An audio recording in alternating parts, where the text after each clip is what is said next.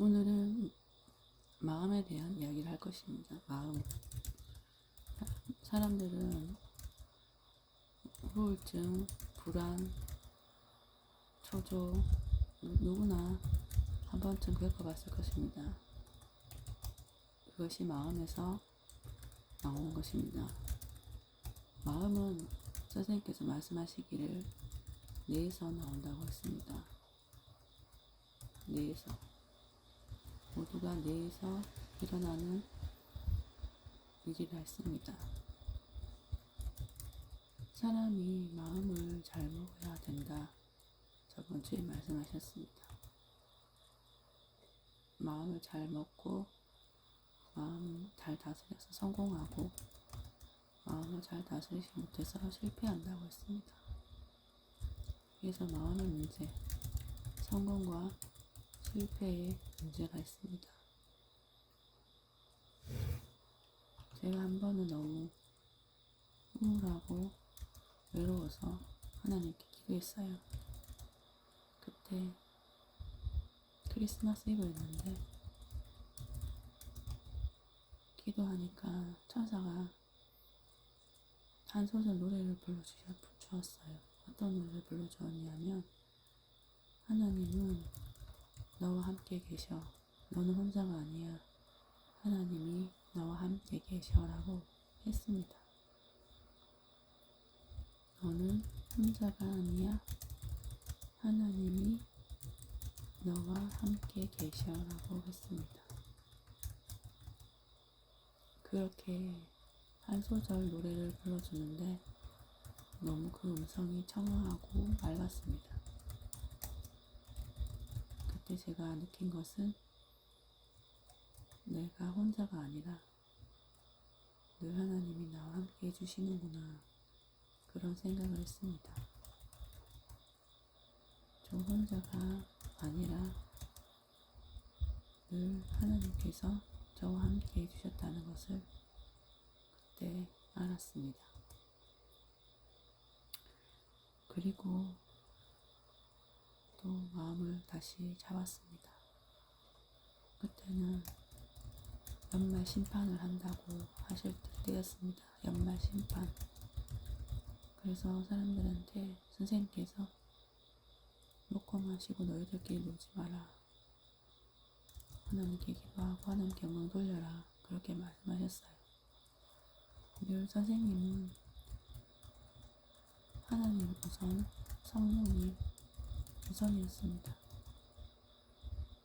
그래서 세상 사람들은 모르니까 먹고 마시고 놀지만 너희들은 아니까 하나님을 사랑하고 연말에도 하나님께 영광을 돌려라. 그렇게 말씀하셨습니다.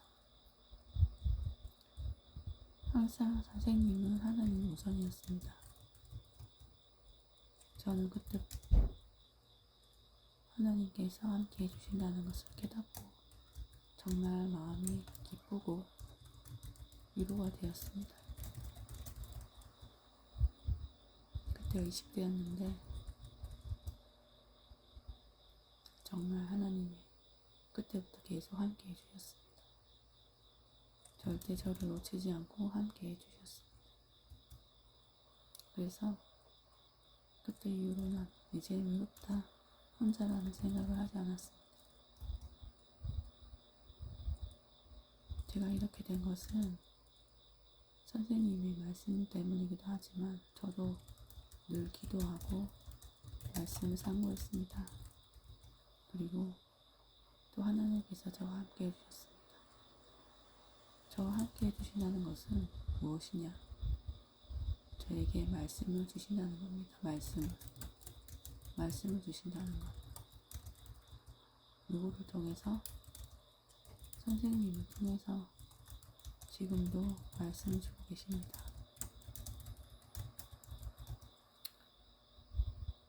선생님을 통해서 말씀을 주신다는 것은 선생님은 말씀의 통로이고 말씀의 주인이고 그리고 유일하게 하나님의 말씀을 받을 수 있는 분, 그리고 그 말씀을 받고 제일 처음 실천하시는 분. 제가 하나님이 이렇게 시키셨을 때 못한다고 했습니다.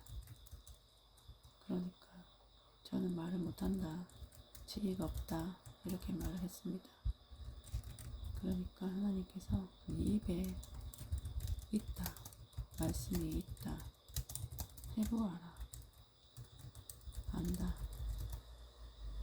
그래서 아무 대본도 없이 이렇게 해보니까 무슨 말을 해야 될지 바로바로 생각이 났습니다. 그래, 그때 느꼈습니다. 아, 내 입에 하나님께서 말씀을 주셨구나. 말씀을 주셨는데 조금 말을 하면 그것이 나오고 말하지 않으면 나오지 않는구나. 선생님도 옛날에는 이야기하듯이 술술술 이렇게 말씀하셨거든요. 자기가 있었던 일, 돌명동 작업하면서 있었던 일, 그러면서 깨달았던 것들, 과거에 있었던 일들, 지금 하나님께서 뭐 아침에 말씀해 주신 것들, 그런 거를 하나하나 술술술 이렇게 말씀해 주셨거든요. 그래서 그 말씀을 듣고 나서 늘 하나님과 소통한다는 느낌이 들었습니다.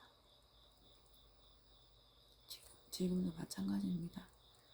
선생님의 말씀을 듣고 하나님과 같이 산다는 생각이 듭니다. 그래서 사람들은 반드시 그분이 하는 말씀을 들으면 하나님을 느낄 수 있고 하나님을 만날 수 있습니다. 그런데 사람들이 선생님을 이단이다, 나쁘게 생각합니다. 저는 단 한 번도 선생님이 나쁜 짓을 한 것을 본 적이 없거든요. 선생님이 말씀을 전하고 오히려 사람들을 위해 기도해주고 생명을 위해 기도해준다는 것은 무엇이냐 하면 하나님께서 생명들을 살아있는 자, 믿음을 갖고 있는 자, 섭리사에 와서 말씀을 듣는 자들을 관리해주고 또 열심히 만나주시고 대화해주시고 또 어떤 운동도 같이 해주시고 그런 것만 보았지 여자를 건든다든지 손을 잡는 것도 못 봤습니다. 그래서 저도 이번에 방송에 나왔을 때 오해를 하고 혹시나 내가 모르는 게 있지 않을까라고 생각을 했어요. 그래서 또 조금 의심이 들었습니다. 저도 20 몇 년간 선생님을 봐왔지만 정말 그런 거 아닌가라는 의심을 했는데 그때 엄청난 환란이 왔습니다. 첫째는 몸이 안 좋았고 매일 어지럽고 구토가 났어요. 그리고 두 번째는 믿지 못하니까 몸이 아프기 시작했습니다. 그리고 세 번째는 마음에 자신감이 없어지니까 하던 일이 다 안 되었습니다. 계속 안 될 수밖에 없도록 그렇게 일이 틀어지더라고요. 그래서 또 기도했죠. 하나님, 도대체 누가 맞습니까? 제가 아는 선생님은 그런 분이 아닌데. 그러니까 하나님께서 말씀하셨어요. 10 몇 년, 20 몇 년을 봐도 모르겠냐고. 네가 본 선생님은 하나님이 함께 해주는 그분이 맞다. 그런데 사람들이 잘못해서, 다른 자들이 잘못해서 또 저렇게 감옥에 가고 십자가에 가 마음의 십자가, 심령의 십자가를 지고 계시는구나. 그래도 의심이 들었습니다. 그래서 계속 방황하다가 얼마 전에 목사님을 만났는데 목사님께서 말씀하셨습니다. 중국에 있을 때나 어디 있을 때나 내가 그 사건에 함께 있었다. 그런데 그때는 선생님께서 산에 계셨을 때다. 근데 그렇게 피해자들이 그 시간에, 그 있지도 않은 시간에 선생님께 피해를 입었다고 증거했다. 도저히 기가 막히고 고가 막혀서 어떻게 그럴 수가 있느냐. 외국인들 위증을 하면 그것은 법에 걸리지 않는다. 그래서 외국인 2명을 내세워서 그렇게 피해를 입었다고 말했다 했습니다.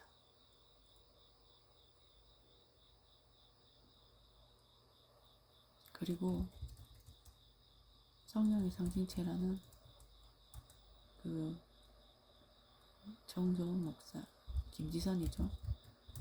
지금은 완전히 가론 유다처럼 그렇게 섭리를 배신하고 나갔습니다. 그냥 나간 게 아니라 선생님한테 엄청난 고통을 주고 나갔습니다. 한때는 성령의 정말 능력으로 말씀도 전하고 함께 엄청난 은혜를 주고 했습니다. 그런데 어느 순간부터 이상하더라고요. 몸을 치장하고 엄청난 명품 백을 들고 다니고 비싼 옷을 입고 무대를 치장해서 동영상을 찍고 무슨 아이돌 가수처럼 그렇게 교회에 영상을 올리더라고요. 그리고 그 영상을 보는데 한 사람이 5,500원에서 17,000원까지 거두었습니다. 무슨 컨텐츠비라고. 그래서 저는 그것을 보기 싫어서 안 냈지만 그 한 사람은 그렇게 해서 몇천 명씩 몇만 명씩 거뒀으니까 돈이 어마어마하겠죠. 그걸로 건물도 사고. 그래서 잘 모르지만 엄청난 부를 축적했다고 들었습니다. 그 선생님 시키신 일이 아니었어요. 돈에 눈이 멀고 또 같이 다니던 운전기사가 있었습니다. 그분도 선생님 제자였는데 그 제자랑 타락을 해서 결혼하니 어쩌니 그런 얘기도 있었는데 그렇게 자기가 섭리사의 2인자다. 성령의 상징자다. 그렇게